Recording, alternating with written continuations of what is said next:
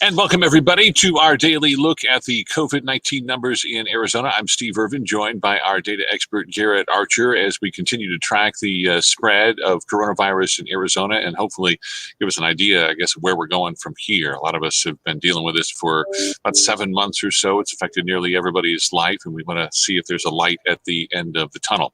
Let's start, I guess, with the overview, Garrett, and wanted to kind of take a look at our current numbers from today. Absolutely. So we'll start where we always start, the summary page. Number of new cases today, 863, new deaths, 10. That brings us to totals of 223,401 for cases, as well as 5,743 deaths. This is off to a pretty high test number today, 12,000 tests today added. So, pretty decent numbers. I know it's a fairly high number. We are at a point where we are seeing slight increases day to day right now. We're about 28%, 30% or so above where we were at this time last week.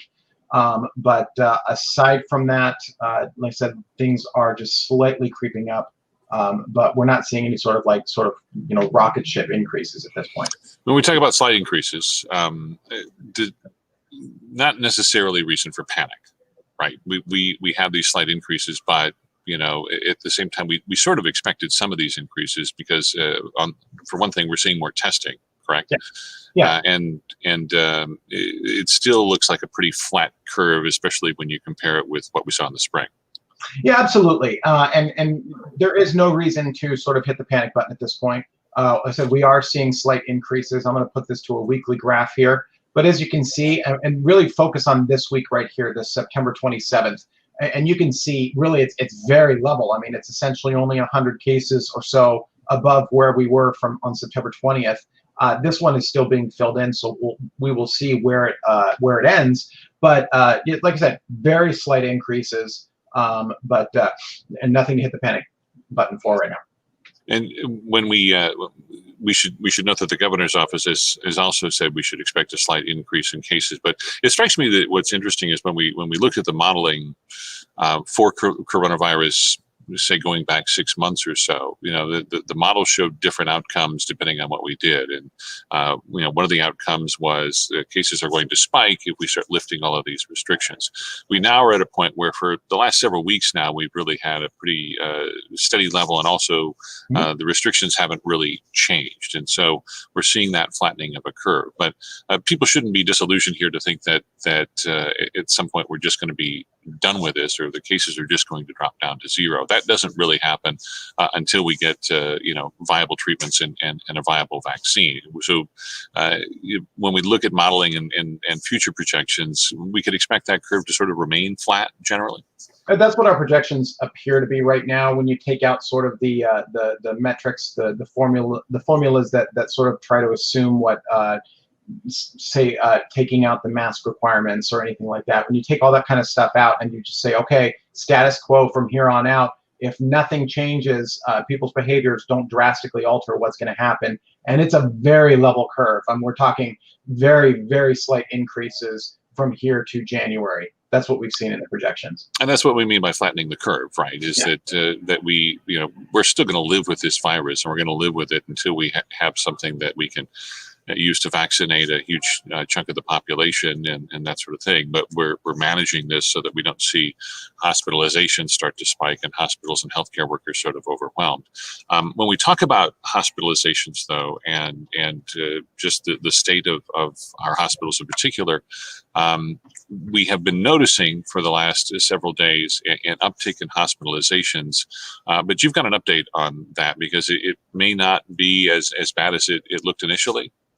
Correct. So we have been seeing an uptick in the hospitalizations, and I'm talking and looking at this at the same time because I'm trying to pull up the correct chart. But there's sort of been an issue with what's called the census bed count. It's been there since about September 30th, and for the inpatient beds, there was a drastic increase in the total number of beds reported on September 30th. It went from about 7,300 to about 8,500 beds total in the entire state. And we know that we don't have that many licensed beds. We already know that 8,500 is far more than we have. So it was sort of a thing we had to bring up to the AZDHS and say, hey, why did this happen? They started looking into it, and today they got back to me. We discussed this, and it is in fact an error. I'm going to pull up the graph that I can show you what this number looks like, and it's right here. And you can see this is what I'm talking about. This is September 30th, and all of a sudden the total number of beds increases by almost 1,500, and it's been like that since, essentially. So the bed count should be around this level. And so we do have an error at one of the hospital systems. They did say that it may impact the COVID-19 numbers themselves, the actual, which is this line down here. They don't know if it impacts those numbers quite yet. So we're going to see if this means that there has been an increase in the inpatient numbers of hospitalizations and what that increase may have been. They should be able to fix this in the next couple days, hopefully by tomorrow, but we'll see how long it takes them to work it out with the hospital system. And we'll see what these actual numbers are. Now, go ahead, please. So it could be a much better picture than we've been seeing, because that's been one of the biggest worries, is that when you look at hospitalization numbers, you have, I mean, those are sort of hard to skew because it's real sick people in the hospitals. But yes, this slight creep in the upward direction may not be as bad as it looks, and that would jive generally with what we've heard from healthcare workers, that it's not as bad as it was a few months ago. But they're still concerned that we don't want to see those cases continue to spike. So here's all the bed counts for COVID-19 patients, basically normalized, so that basically they're indexed so that I can put them on the same graph so we can see what they look like with each other.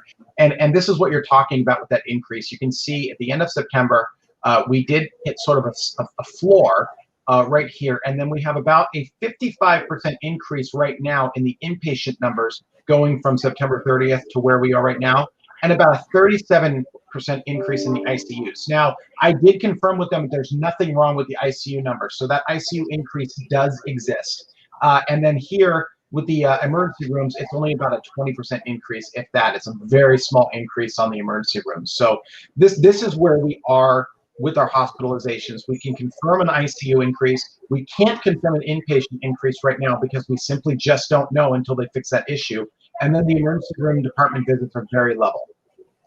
I wanted to get to one of the questions we have, and this is from Amy Marion. It says, so I have a concern. Back in August when school started, all kids were remote. We were told that the RT was below 1, and the kids were able to start today MIP.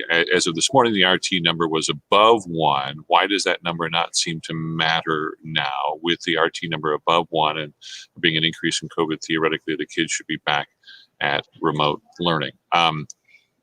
It's not quite as simple as that. The RT number, though, has actually been above 1 for a while. That doesn't necessarily mean that schools can't do, say, hybrid learning, for instance, because there's other factors that are involved in that.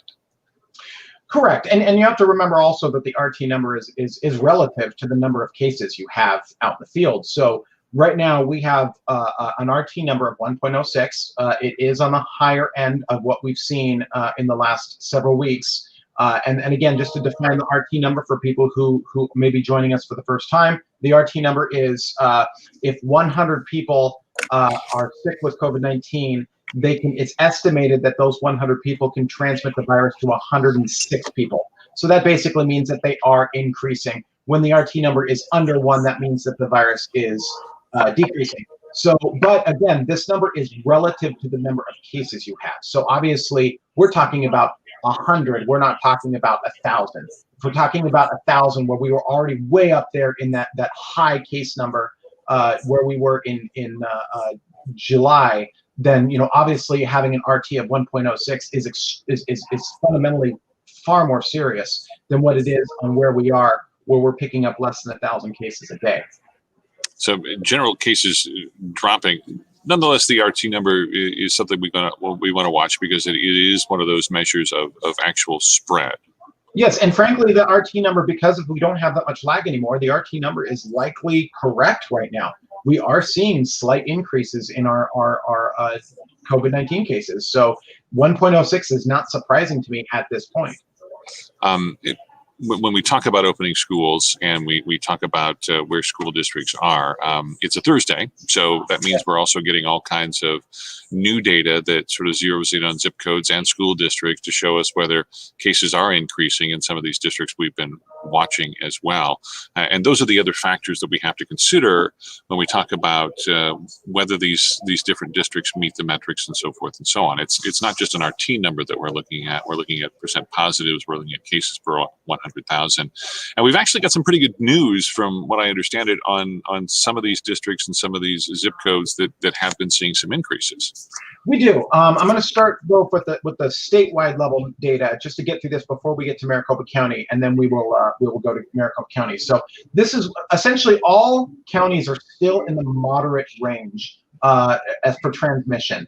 So let's just start with some of the counties that were in the worst situation, if you will. So Coconino is in a situation in which they no longer meet this first requirement because they had some very high transmission rates with U of A coming back to school and some increases in numbers on the Navajo reservation. And so while they don't technically meet this requirement anymore, we've already talked about how the county wants to see. They said in order to go back up, you would have to not have the requirement on all three of these. And you can see they're still making that requirement right here, having a less than 7% positivity rate, as well as a lowering CLI. So that county has seen increases.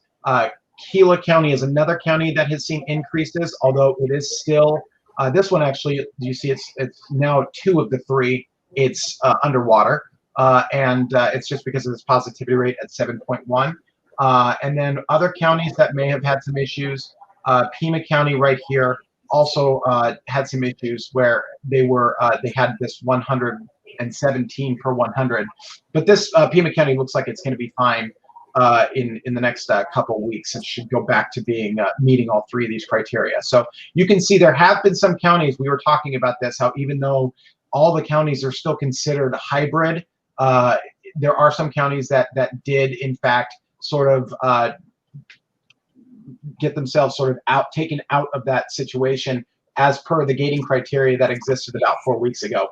We just sort of, and I hate to say it, but the goalpost was slightly moved where, in order to keep that gating criteria, you now had to lose all 3 instead of just 1 or 2. And when we talk about the gating criteria, we're talking about, again, cases per 100,000, percent positive rates, and remind me of the other the factor that we're looking at. The COVID-like illness in the region. So that's the sort of the algorithm that checks for symptoms in the hospitals. So in patients in emergency room visits, this will be the one that checks for the hospital symptoms to see what percentage of emergency room visits, what percentage of hospital visits are exhibiting COVID-like illness. For people that follow you on Twitter, Garrett, I know this sort of maybe a little off track when we're talking about schools. We'll get back to that. But for people that follow you on Twitter, since we're talking about the counties here, you put out a list just about every day of all of the counties and where they are in a percent positive range. And when we look at some of these counties, especially rural counties, we see some big double-digit percent positives that might be cause for concern. But you were telling me earlier, some of those numbers can be deceptive because these are counties that are just not reporting that many cases to begin with. Yeah, in many ways, it's sort of a whack-a-mole situation in some of these rural counties. We will, I put these out daily, and what I'm doing is I'm taking the last 7 days of positivity rates or cases and comparing them to the day previous. That way, the reason I do it that way is that if any cases are sort of administratively backfilled from 2 months ago, they won't be included in the positivity rate, and it won't artificially bring it down or up. So 7 days is a good gauge of where things are today. So, and what that does is we have situations in which our positivity rates, especially in the rural counties, will go from less than 1% to 15% to less than 1% again the next day. So today, for example, Apache has a percent positivity of 12.5%. Now that's off of only 56 cases, 56 tests, excuse me. And then Graham County, 12.8% positivity off of 39 tests. The highest percent, 20% positivity in La Paz, but that was off of 10 tests. So when we consider the number of tests, it's sort of like when you consider a statistical sampling, for instance. You've got to have a certain number of tests to try to reflect overall the population, and those tests have to be sort of done randomly. And that's not happening here. You've got people that are being tested probably because they're symptomatic or they think they've been exposed in some way. And when it would be like doing a public opinion poll and only asking 10 people what they thought, you've got to have more people. You got to have more tests out there, and more of those tests just randomly tested to really make that number a little bit more accurate. Is that a fair way to describe it? Yeah, that's absolutely a fair way to describe it. And really the only two counties in which we could reliably say we have a valid statistical sample on any given day are Maricopa and Pima counties. And Maricopa County is at 4.8 today, and Pima County is at 3.6. So that's, and those have sort of stayed in those ranges for quite some time. Every once in a while, Maricopa will get to 5%, but we haven't seen Maricopa go up to 6%, 7% in quite some time. So good news there, and especially because we are actually doing more tests now than we have been. And the testing is more available in Maricopa County as well. Yeah. Let's get to some of the updated Thursday numbers, especially for Maricopa County, because there's a lot of parents out there, I think, that are watching their school districts pretty carefully. And we were sort of scanning through some of these a little bit earlier, and we're seeing some drops week to week in some of these areas that have been big causes for concern. Queen Creek is one we've talked about a lot because there's a lot of concern there. And when we look at Queen Creek, it at least appears their numbers are dropping a little bit. Yeah, 85142 has been a zip code that we've been watching very closely because it has exhibited sort of higher than typical rates. And what we do see is that there is a slight decrease in the per capita numbers from 2 weeks ago to this week. Pardon me. 61 per 100 last week, and now it's 57 to 57 for this most recent week. And we are seeing that sort of in most of these. We had some increases. This is 85234, and this one you can see sort of leveling off from 35 to 37. Here's another one from 25 to 30. So we're seeing very slight increases in places in the East Valley. And I think I did talk about this. We are in a situation in which, inexplicably, at least right now, the East Valley is sort of growing at slightly higher rates than their West Valley companions in some cases. I'm going to go through and do more detail with this zip code. And Katie, this is right there. It's linked up right there. But let's pay attention really quick before we go through everybody's zip code requests at the zip codes that are still in the red and see where they are. We're going to start with 85281 ASU. This has obviously been one of the, oh, hold on a second. I may have to restart this. I think I might be cached. 131. I'm not, is that correct? Does that look, yes, it is correct. Okay, I just want to make sure I was not cached on this data. So you can see, for example, ASU is at 131, which is over that 100 mark. And it is, but it is going down. It went from 162 to 131. The zip codes surrounding ASU have gone up a little bit from 25 to 50. Let's go to 85004. This one went from 161 2 weeks ago to 112 this week. We do have a new addition to the reds. This one right here, 85353. It was at 100 and now it's at 82. So that must have been a recalculation. And it's because I don't remember this one being red last week. And then we have basically 4 zip codes in the east portion of, or the west portion of Phoenix that are still in the red, but all in all are doing very well. Excuse me. You can see the percent positivity rates are a little high from last week, but they're all their case per 100s are very good. So this is where we are right now. Let's start going through some zip codes really quick for people. We'll do this for a few minutes here. 85304. This one has slight increases from 38 to 45 with about the same positivity rate as it had the week before. 85326. 85326. This is a very popular zip code. People ask about this one all the time. Slight increases 26 to 29. The positivity rate is about the same as well. So both of those zip codes have stayed fairly level. 8508, 85340. 40. Come on, you can do it. usually does not take that long to find one. Let me start that over again. 85340. 40 right there. All right, this one has decreased. It went from 44 to 37. 86301. That I wouldn't have. Sorry about that. I only have Maricopa County. 85303. 85303 over by the 101 freeway. It is considered still in virtual. It does have a higher positivity rate, a slightly lower per 100, but it is over 7% in that district right now. 85296 over in Gilbert, slightly higher from 50 to 56, but a lower positivity rate, which suggests more testing. 85225. As soon as I can actually write that correctly, 85225 is exactly the same, 3756, 3756. So no changes in 85225. 85033. This is one of our red zip codes. It's red from the previous week, had a positivity rate of 11, but it seems to have gone down dramatically from 60 to 32. So great news for that zip code. If I do miss your zip code, I do apologize. 85027. This is decreased. It's gone from 41 to 28 with a lower positivity rate. So 85027 is doing very well. All right. Go ahead. You should probably point out to people that if somebody asked where do I find this map, and you go on the Maricopa County Public Health website, and then there is under the COVID-19 section there is a schools dashboard that you can log on to, and you can plug in your zip code. And we should probably also show people, in case people don't know, that you can also plug in a school district. You can view these reports by school district itself, and so We'll go through that in just a second, the school districts. This is 85048. This actually looks like it's doubled in cases from last week to the last week, from 2 weeks ago to last week, but the positivity rate remains the same. And that is Ahwatukee.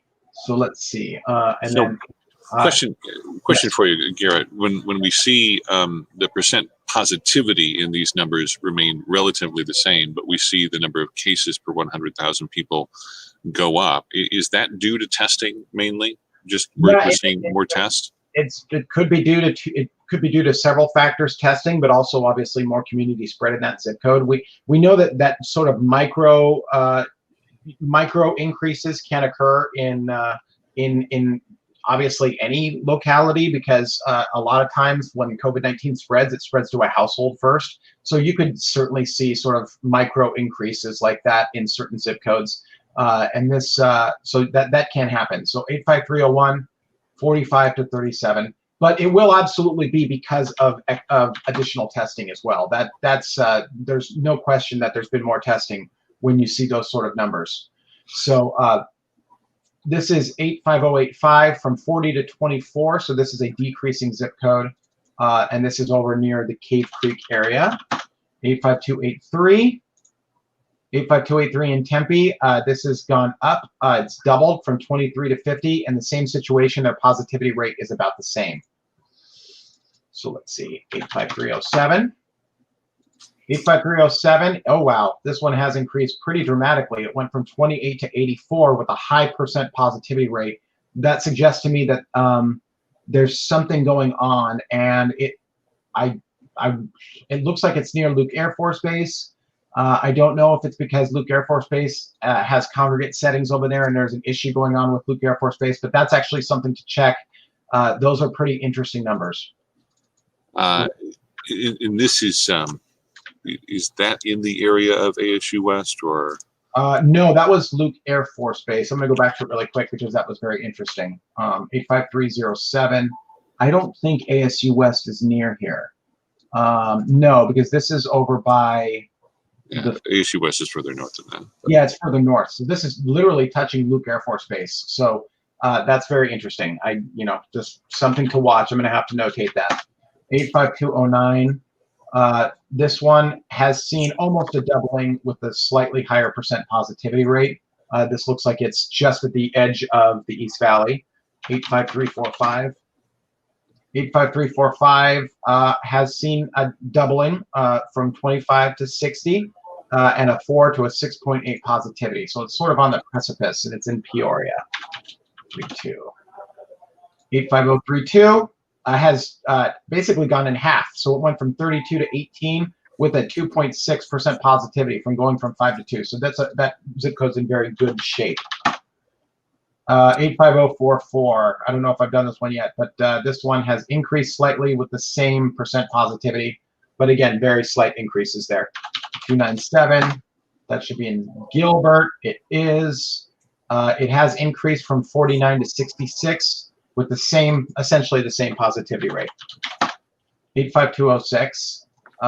49 to 69 with the same positivity rate. So a slight increase. What we've seen in the East Valley, lots of slight increases in the East Valley. So again, I want to just try to give people a perspective on when we see percent positivity remain unchanged, but we see an increase in those cases per 100,000 people. What should people be thinking about that necessarily? I mean, that does mean obviously that there are more. I mean, the thing with the positivity rate per 100, of course, is that without knowing how many people in that district exist, I mean, this is a normalized number, so I don't know what the density of that zip code particularly is. Obviously, in larger zip codes with more population, if that number rises dramatically, that can be a huge concern. In zip codes that are less dense, it might only be, I mean, a rise of 10 points in the percent of the case per 100 could only be 4 people. You know, it's difficult to tell unless you know the exact density of that zip code. When we've had a number of people comment about snowbirds returning, and we're starting to see a lot of these retirees coming back and settling in various places. I'm wondering if we can look at maybe a zip code like for Sun Lakes or Sun City, some of these large retirement communities that we're pretty familiar with, and just see whether we're really seeing any increases there. So here is, let's go to Sun City West, 85375. We are seeing a slight increase in cases per 100 at 85375 from 17 to 27, and the percent positivity rate's actually gone down. They all are right next to a minimal zip code. Here in Surprise, they detected no cases in Surprise this last week, and they only had about 8 per 100 last week. So this whole area right here has been in 85387 is a minimal transition zip code. So does it go on where the people are tested, not necessarily where they live? That is a great question. It can technically initiate where the person was tested, but then over time it will move to the person's residence. So in other words, if you get a test at a hospital, it's going to initially report in the zip code for that hospital. Yes. But then when they go back and evaluate the data, they will update that and assign it to the zip code where that person lives. Yes, correct. And that can happen. This is Sun Lakes. This is the Chandler Sun City, if you will. And this one, similar situation to Sun City. Slight increases in case per 100 from 23 to 34 with a slightly higher percent positivity in those zip codes. So let's move on to the school districts for now, just to get that taken care of here. So here is the Unified School District map. We'll start with that because that's the biggest of the jurisdictions. Not a lot of changes here in coloring. All of these are about the same. We'll start with Queen Creek. Slight decrease from 73 to 61. I know Paradise Valley didn't just start today. Thank you. So Dana is right on that. Valley starting today. So Paradise Valley went from 33 to 23 with a slightly lower percent positivity rate. So that district so far appears to be in a decent shape right now. Its neighboring district, Scottsdale, has also gone down from 51 to 41. And then Cave Creek up here went from 45 to 50, so very little change in that district. Knowing that that's not a very dense area, that could again be about 5 people. And then I thought that's Paradise Valley. Sorry. Let's see what Mesa. Mesa is the biggest school district. All right. Mesa has increased from 33 to 49. The percent positivity is barely changed, so that's about 30. I mean, yeah, that's only 0.3 of a point there difference. So let's see. Ooh, there's a high case positivity. Saddle Mountain, 114 this last week, from 0 to 114 with a percent positivity at 10%. That would suggest congregate setting testing. So I wouldn't be too concerned about that. There must be some sort of jail complex or something in there that caused those numbers to spike. And that's the frustrating thing, I think, for a lot of parents is when they look at, especially when you look at the school district map, we're not just talking about cases in schools, or we may not be talking about any cases in schools for that matter. They may see a jump in their numbers from something entirely different, but since they're in that school district, you see that increase. But again, nothing to necessarily panic over. You should really pay more attention to what's actually happening in the schools themselves. Exactly. Which is been a difficult thing for us to report because the school districts are still not required to report those numbers publicly. They report them to the county, and the county just sort of gives us general aggregate numbers of how many schools have had outbreaks and that sort of thing. Yeah, we do get aggregates, but like you said, exactly, we don't get. Some school districts do report on what their school situations look like. And it has been very low at this point. We have seen some increases. I think there were 3 additional students that were diagnosed with COVID-19 over the last day, but it's been a very slow increase in those numbers. This is Tempe Union High School District. This was very impacted by ASU's numbers. Thank you, Morgan. I guess Higley Unified is going to be getting a dashboard up. That's very nice. You can see Tempe Union's gone up just a slight bit. Phoenix Union High School has gone up just a tiny bit. Pardon me. And then Glendale Union, someone asked for that. This is actually decreased. It went from 43 to 36. Agua Fria went from 35 to 41, so slight increases in that district. 58 to 59. Tolleson is considered virtual on-site with these numbers. So I don't know where Tolleson is. I think, aren't they the ones that said they wouldn't be opening until January? I think they're remote until for the entire first semester, from what I understand. So yeah, they're still considered virtual. This one right here, Buckeye Union, very low numbers from 36 to 28. We do have an elementary school district smack dab in the middle of Phoenix that is at minimal transition. Very interesting. Wilson Elementary has no reported cases in this jurisdiction. I'm going to say that's probably a reporting error, just because when we look at the zip code map, we have, this is a fairly large zip code, so I guess it is plausible that, and those are fairly low numbers. So I guess it is plausible that within Wilson Elementary Schools, this is essentially, this is Sky Harbor, so really most of this is not residential. So it is actually quite plausible that there's no cases in this particular school district. The last time I checked, I think the Phoenix Elementary School District, which is right there next door, was at least planning on starting some sort of hybrid learning after fall break, which is coming up pretty quick. In fact, I think I know at least one teacher in that district, and that person is off on fall break right now. And last I checked, they may have changed this, or they may be revising it. But when we look at Phoenix Elementary School District, they're still in that hybrid range. They are. They're in that 71 to 81 with a percent positivity rate of about 3.5. So at this point, they're not even close to the line of 7%. So they're in really good situation. And I saw Steve Deason ask about if increased numbers for a school district means cases that schools are increasing. Not necessarily. There is no, at least, correlation here with the schools themselves and the numbers in the school district. It simply means that cases in that jurisdiction have been increasing, but there's no way to know if it's the cases at the schools that are increasing, or if it's just cases around the schools. So that's an important distinction to be made. Somebody asked for Madison. Madison's gone down from 62 to 41 with a very low positivity rate of 2.3.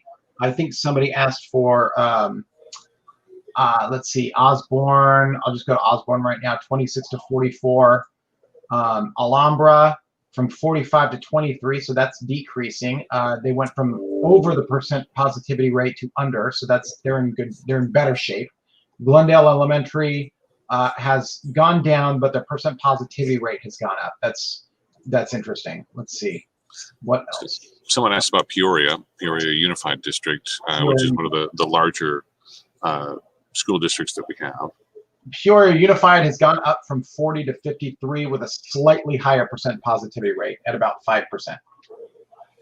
And so it doesn't appear that a lot of these school districts are necessarily driving some of the increases in cases. When we look at some of these red zips, we can look at maybe other factors that actually may be contributing to this, because we've got exactly. ASU is at least an influencing a factor in some of these areas. Like we touched on 85004, which includes the downtown campus for ASU. Yeah.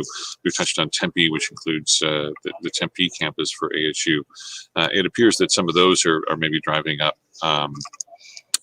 slightly the numbers in those areas, at least more than the school districts have that.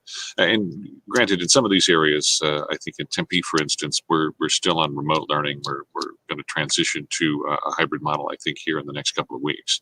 Yeah, exactly. I was focusing on these two elementary schools right here, these districts, Fowler and this one right here, which is Riverside, because both of these elementary school districts are, one of the two are within sort of the confines of the lower Buckeye Jail complex. And we know that 85004 or 9, excuse me, the zip code has had a lot of fluctuations since the beginning here, because they're within the jail congregate, the jail is within their boundaries. So, you know, that's gone from 48 to 63 with a lower positivity rate. But this particular zip code, there was a couple weeks ago where this zip code was up in the 200 range or something like that. We've seen some school districts actually start their own dashboards and start to release data that they're actually seeing in the school districts. I think I can probably speak for every reporter trying to cover this in town that we would like to see more school districts do that, because it ultimately it gives us an idea of whether some of these spikes in these zip codes or within the school districts that we're seeing on that county dashboard actually reflect what's happening in the school district or what's happening outside the school district. Yeah. At the same time, we also know that an increase in cases in the community in general finds its way into schools one way or another. You know, whether the schools actually contribute to the spread or whether the schools simply allow the spread to continue because people get contracted outside the school, then they come into the school, and then they get into a setting where they have the possibility to spread it more. But it's a continued level of frustration for us trying to bring you the most accurate information, because again, we have to sort of track down these cases on an individual basis, and sometimes that's extremely difficult to do. But I would think overall we can say pretty good story with schools. These schools that have opened to hybrid learning, even full time in a few cases, have not seen these dramatic spikes in cases that at least some educators had predicted. Yeah, we have seen. Yeah, that's absolutely fair. We're seeing, as we talked about, we're seeing slight increases all across Maricopa County, and it would have been reflected in this week's numbers. Because this week's in the dashboard we just looked at, this is 2 weeks. There's always a 2-week lag here, so we were expecting to see these numbers. But yeah, no, it's absolutely fair. We hear stories about some of these school districts, and we haven't seen anything sort of explode in numbers that couldn't be explainable by a congregate setting or a university at this point. And so overall, when we look at projections and when we look at the modeling itself, can we expect more of the same here in the next several weeks, given where we currently are? But keeping in mind, let's assume all the restrictions that we have in place remain the same. I think that's a fair thing to say right now. We're definitely in a sort of a more of the same pattern right now, more so than we have been in the past. So I'll just bring up the IHME projections for now.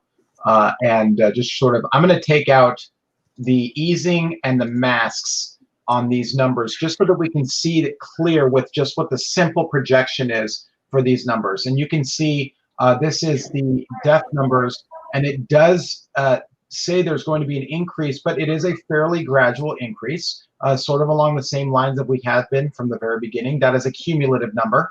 I'll do the same thing here with this. I'm going to get rid of these.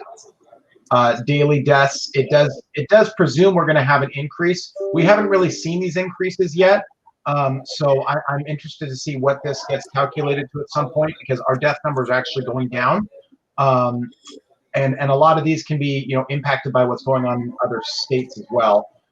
Daily infections, the projection does have us basically coming up to the plateau of daily infections. So this is presuming that we're almost at sort of the peak, and then somewhere around the middle of November, we'll start to see a gradual decrease of daily infections. Hospital use, we were at one point, there was a time where there was a slight chance that we were going to be at this lineup here, this all beds available, but that is gone now as far as this projection goes. It now thinks that we're going to be fine in that respect.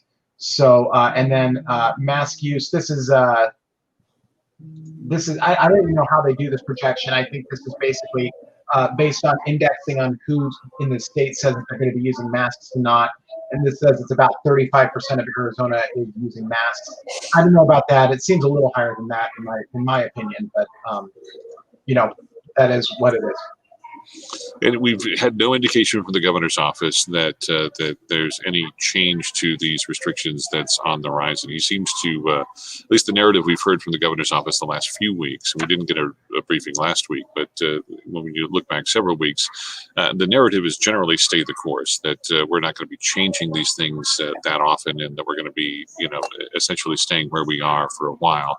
I know that's probably not great news for a lot of people who want to see more things open up. And we're starting to see some things open up. The city just last night hinted that by October 21st we may be opening things like libraries and that sort of thing. But when we overall when we see these, it appears that the governor is going to kind of stay the course on this and just allow that curve to continue to remain relatively flat, which is maybe the best we can hope for as long as this virus is around and still in the community. I mean, it's speculation on Ducey, but I mean, the governor has always sort of made it a priority to, especially he's not ever taken the sort of, well, okay, let me back up a second. It's unlikely that he's going to take the same sort of tack that we've seen elsewhere, where it's like, okay, I'm now lifting all mask mandates across the state. He allowed the counties to make their own decision on masks. I would presume right now that he would do the same and let them roll back. Now, eventually, it might come to a point where he's like, no, I'm putting the hammer down on some counties. But right now, he's got their gating criteria. He made it harder for counties to go up into the substantial category. But, nothing's changed to go down to minimal. We're still only in a situation in which Green County is in minimal transmission. And right now, we don't have any indication that any of the other counties are close to going to that minimal status. So right now, we're sort of at a state of course, and we could be there. I mean, it's October 8th now, and since we haven't seen changes in these numbers for a couple weeks now, I mean, it's plausible that we could be in this moderate status till the end of the year at this point. When we talk about some of the other states where we are seeing increases, the concern there is that more people are going to start to gather indoors. I would think it'd be the reverse, though, in Arizona, that as our weather starts to cool off, more people will go outside and not gather in these large groups and that sort of thing. So that could be encouraging news as well.